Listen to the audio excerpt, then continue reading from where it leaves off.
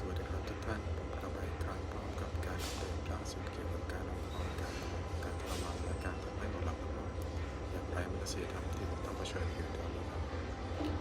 รายงานวันนี้เป็นของคืนวันที่ 14 เมษายน 2568 ซึ่งเป็นคืนที่เลวร้ายที่สุดในช่วง10 วันที่ผ่านมาตั้งแต่เกิดเหตุการณ์เหล่านี้ขึ้นผมจะเล่าให้ฟังครับ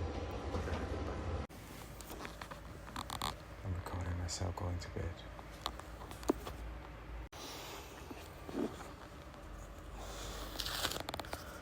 I just got disturbed and woke up.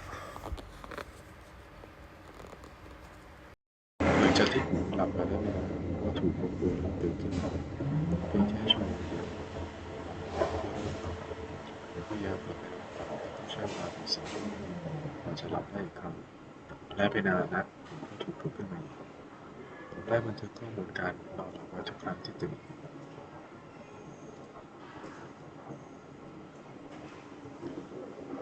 สุดท้ายผมได้นอนเพิ่มต่อเล็กน้อยแต่ก็ไม่ใช่การนอนที่มีคุณภาพเลยผมได้บันทึกข้อมูลในการนอนหลับสุดท้ายไว้และถ้าคุณเจอหน้าจอคุณจะเห็นได้ว่าตัวชี้วัดคุณภาพการนอนหลับเกือบทั้งหมดอยู่ในโซนสีแดงผมนอนหลับได้ไม่ถึง5 ชั่วโมงและที่แย่กว่านั้นคือผมขาดช่วงการนอนหลับลึกอย่างสิ้นเชิง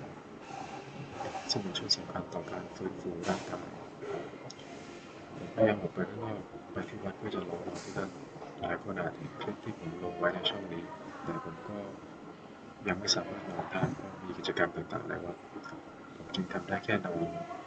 นิ่งๆและพยายามทำสมาธิเพื่อให้จิตใจสงบขอให้ทุกท่านกดติดตามและช่วยแชร์วิดีโอนี้เพื่อช่วยกระจายข่าวเกี่ยวกับการล่วงละเมิดการทรมานอย่างโหดร้ายที่ผมต้องเผชิญการโจมตีการนอนหลับของผมนั้นเกิดขึ้นต่อเนื่องกันถึง10 วันแล้วและดูเหมือนว่าเมื่อผมเปิดเผยสิ่งที่พวกเขาทำลงใน YouTube พวกเขาก็ยิ่งรุนแรงขึ้นเรื่อยๆขอบคุณทุกคนครับที่ยังให้ความสนับสนุนขอให้ทุกคนแข็งแรงและนำความจริงเสมอและสู้เพื่อความยุติธรรมขอให้สันติภาพมีแต่ทุกคนครับ